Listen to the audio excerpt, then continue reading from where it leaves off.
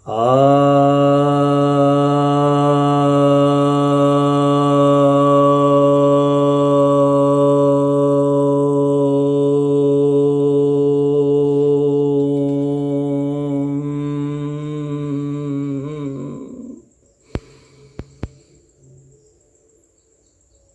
भक्तजनों को सब प्रेम नमन।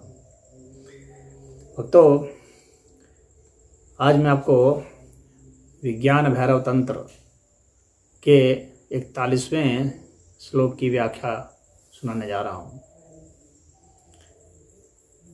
यह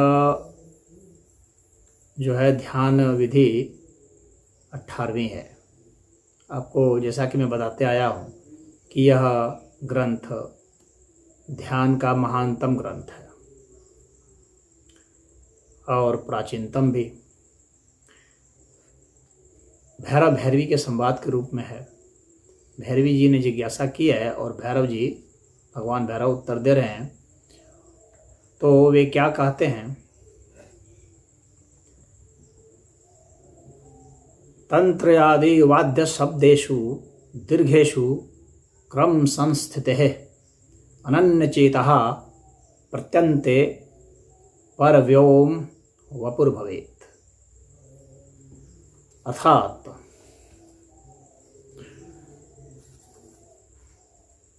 जो तंतु आदि जो वाद्य यंत्र हैं, विभिन्न जो वाद्य यंत्र हैं, और जो शब्द हैं यानी जो गान है, यह काफ़ी लंबे समय तक गूंजती रहती है मस्तिष्क में। अपने एक क्रम से यह बहती रहती है, क्रम में यह एक स्थित रहती है। अगर कोई अनन्य भाव से, यानी किसी का दिमाग कहीं और ना हो, तो अनन्य भाव से जिसकी चेतना जो है उसमें लग जाए तो उसे उस परव्योम में, यानी उस महाकाश में जहाँ से ये ध्वनियाँ आती है, महाकाश, तो उस परव्योम की जो व्यापकता है उसका एहसास हो जाएगा और उसे परब्रह्म परमेश्वर का साक्षात्कार हो जाएगा, समाधि हो जाएगी। तो यहाँ पर इस श्लोक में भगवान भैरव ने संगीत के माध्यम से कैसे ध्यानस्थ हुआ जाता है और कैसे परव्योम में पहुँचा जाता है, कैसे परमात्मा परब्रह्म का साक्षात्कार होता है, कैसे शिवत्व की उपलब्धि होती है, उस विषय में बताया है। मैं आपको वैसे कई बार से, कई जो शुरू से सुन रहे हैं मुझे उन्हें पता है, मैंने बताया है कि संगीत कितना ज़्यादा जुड़ा है अध्यात्म से। इसलिए मैं आप सभी को बताता हूँ संगीत में रुचि लेने के लिए। सनातन धर्म में सामवेद जो है, सनातन धर्म में जो वेद है वे मंत्र कहे जाते हैं। इसलिए कहे जाते हैं मंत्र क्योंकि उसमें उच्चारण की पद्धत है। श्लोक और मंत्र में ये अंतर होता है कि मंत्र में उच्चारण की पद्धत होती है, उसमें आरोह अवरोह का क्रम निर्धारित होता है, वह किसी न किसी राग रागिनी पर आधारित होता है, वह संगीत पर आधारित होता है। श्लोक तो आप कैसे भी पढ़ सकते हैं लेकिन मंत्र नहीं पढ़ सकते। मंत्र तो एक निश्चित ध्वनि पर आधारित है, उसको उसी हिसाब से, उसी के अनुसार ही आप उच्चारित करते हैं, उसी राग रागिनी में आप उच्चारित करते हैं। उसकी समयावधि भी होती है तय, उसके उच्चारण का काल भी तय होता है कि आप उसे सुबह करेंगे कि दोपहर करेंगे कि शाम करेंगे कि रात्रि करेंगे कि एकदम भोर भोर में करेंगे। तो उसमें ये जो संगीत है तो उसमें जो गायन होता है, यहाँ शब्देशु है, ये जो शब्द हैं सब तो गायन के अर्थ में प्रयोग होगा, और बाकी जो तंतु आदि वाद्य यंत्र है वो ध्वनि के अर्थ में प्रयोग होगा। तो हालांकि शब्द भी ध्वनियों से बने हुए हैं, लेकिन पहले मैं बता दूं कि शब्द जो है वो एक अर्थ रखते हैं। ध्वनि तो अर्थ का एक इंडिकेटर होता है, अर्थ नहीं रखता। वह एक इंडिकेटर जरूर होता है, संकेतक होता है। तो जब आप गायन करते हैं तो गायन में क्या होता है, प्राणायाम होता है, क्योंकि आपको श्वास उसके हिसाब से लेना छोड़ना होता है। आपकी शरीर की सारी मांसपेशियां जो है उस वक्त जो है सक्रिय हो जाती हैं और आप एकाग्रचित्त हो जाते हैं, तभी गा सकते हैं, अन्यथा आप गा नहीं सकते। सुनने के लिए भी, तन्मय होकर के सुनने के लिए भी आपको एकाग्रचित्त होना पड़ेगा, अन्यथा आप आधी अधूरी थोड़ी बहुत एक दो शब्द सुने, एक दो लाइन सुने, थोड़ा बहुत कुछ पकड़े कुछ नहीं पकड़े, बारीक से आपको सुनेंगे, यानी शब्द जो है उसको ध्वनियों में जब आप तोड़ेंगे। अच्छे गायक वही बन सकते हैं जो शब्दों को ध्वनियों में तोड़ सके। इसलिए उसकी जो संगीत की जो लिपि होती है वह ध्वन्यात्मक होती है, चाहे वह शब्द में भी हो, लेकिन उसकी लिपि ध्वन्यात्मक होती है। तो ऐसी लिपि बनाई जाती है जिससे कि जो गायक होते हैं वे समझ जाते हैं कि हमें इस आधार पर गाना है, कहाँ आरोह कहाँ अवरोह करना है। हाँ, तो हालांकि संगीत का जो है, ये तो यहाँ का जो संगीत है वो तो 7 सुरों में है। तो वे सब जो हैं वो 7 इसीलिए हैं कि अन्य जो सप्तक हैं वे सप्तक वो काफ़ी गहराई में है उच्चारण के, उनका या तो काफ़ी कठिन उच्चारण है या वे हमारे उच्चारण से परे हैं। तो वहाँ पर वे जो हैं वो स्फोट के रूप में हैं, अभी वे पश्यंती के अर्थ में हैं या परा के अर्थ में हैं, वे वहाँ अभी प्रकट नहीं हो पाया, उस अर्थ में हैं। हालांकि वे भी अपने एक लय में चल रहे हैं। आपको पता है कि जितने भी ऊर्जा की तरंगे हैं, चाहे प्रकाश की हो, चाहे ध्वनि की हो, चाहे विद्युत की हो, ये सभी जो तरंगें होती हैं एक निश्चित आवृत्ति में कंपायमान होती हैं। तो ध्वनि की तरंगें भी एक निश्चित आवृत्ति में कंपायमान है,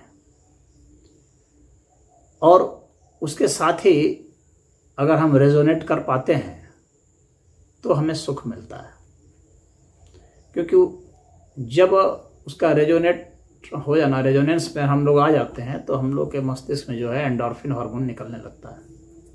तो खैर यह हमें इस विज्ञान पर गया। अब यहाँ पर जो बात बताया जा रहा है वो यह है कि आप जो है शब्द को हम समझाने की कोशिश करें, उसको आप ध्वनि में कीजिए, और उसके बाद फिर क्या है कि जो वाद्य यंत्र हैं उसकी तो ध्वनि ही होती है। तो अब कैसे कहते हैं कि तुम गलत गाए? गलत गाए का क्या मतलब होता है? मतलब कि आपने वो जो रिदम है उसको तोड़ दिया, जो ध्वनि की जो लय थी, वो जिस रिदम में बीट कर रहा था उसको आपने भंग कर दिया।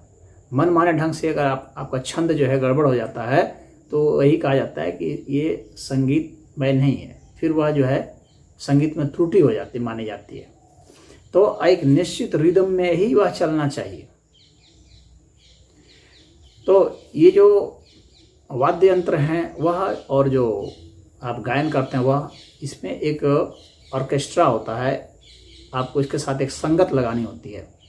तो उस संगत के आधार पर जो है आप शरीर आपका रेजोनेट करता है, माइंड आपका रेजोनेट करता है। तो जब माइंड रेजोनेट करता है तो इसका अर्थ यह हो गया कि अब आप तन्मय हो गए हैं, अब आप ध्यान में चले गए हैं, एकाग्रचित। तो धारणा तो कम से कम आपके प्रगाढ़ हो ही गई है, और जब पूरा का पूरा तन्मय हो गए, बाहरी दुनिया का कोई भी होश व हवास नहीं है, अनन्य चेतः यहाँ जो प्रयोग किया गया, बाहरी दुनिया का कोई आपको होश व हवास नहीं है, आप उसमें इतने लीन हो गए। और वह काफ़ी दीर्घ होता है, काफ़ी लंबे समय तक, लंबे अंतराल तक जब, तो आप उस ध्वनि का आप पीछा करते हैं। कोई भी जो ध्वनि है उसकी जो तरंगें हैं जब दिमाग में जाती हैं तो जाते जाते जाते कहीं कहीं लीन हो रही है ना, जा करके वे कहीं ना कहीं संस्कार बना रही हैं, कहीं ना कहीं लीन हो रही हैं, वो वहाँ पर तब्दील हो रही हैं, बदल रही हैं। और वहाँ पर बदल बदल करके वो आखिर जहाँ लीन हो रही हैं वहाँ पर जब आप जाएंगे तो ये जो है उनका ये एक रिदम जो है, ये बहता हुआ जो है, ये एक क्रम में है। यहाँ क्रम संस्थित है, इसीलिए शब्द का प्रयोग किया गया, क्रम संस्थित है। तो उस एक क्रम में संगीत होता है। क्रम का टूट जाना मतलब संगीत नहीं होना, शोर हो जाना। तो संगीत शोर हो जाता है जब उसका क्रम टूट जाता है तो। इसीलिए क्लासिकल म्यूजिक जो होता है ना, वो उसका शुद्ध क्रम होता है। शास्त्रीय संगीत जो है उसका क्रम होता है, वो टूटता नहीं है। वो उसमें चाहे आलाप है चाहे कुछ भी हैं, वे सारे क्रम में होते हैं।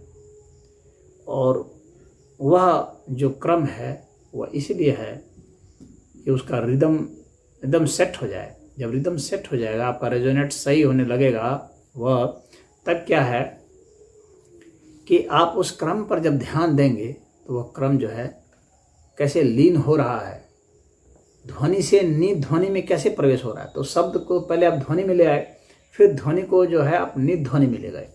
तो नींद ध्वनि में कैसे प्रवेश हो गया, यानी ध्वनि जहाँ से उत्पन्न होती है, यानी पश्यंती की स्थिति तक चले गए, फिर पश्यंती से परा की स्थिति तक चले गए, तो आप परम लीन हो गए। तो यहाँ जो है अनन्य चेतः, यानी आप उदम उसके साथ लीन हो गए। वह उसके बाद क्या है, पर व्योम, महाआकाश में। ये जितनी भी ध्वनियाँ हैं ये आकाश में उत्पन्न होती हैं। आकाश से ही यहाँ सब कुछ उत्पन्न हुआ है, सब कुछ, यानी हर चीज़ जो है आकाश ही है। जब लीन होता है तो बस आकाश ही हो जाता है। ध्वनि आकाश में लीन हो जाती है और आकाश से ही उत्पन्न होती है। तो पर व्योम में चले गए, यानी आकाश से भी आप परे हो गए। जब आकाश से भी परे चले गए तो महाआकाश में चले गए। और उसके बाद फिर जो है आप शिव तत्व की प्राप्ति आपको हो जाती है, या आप पर भैरव हो जाते हैं, या पर ब्रह्म की उपलब्धि आपको हो जाती है। वहाँ का अनुभव जो सब जगह व्याप्त है, तो उसकी समष्ट व्याप्ति आपको अनुभूति हो जाती है।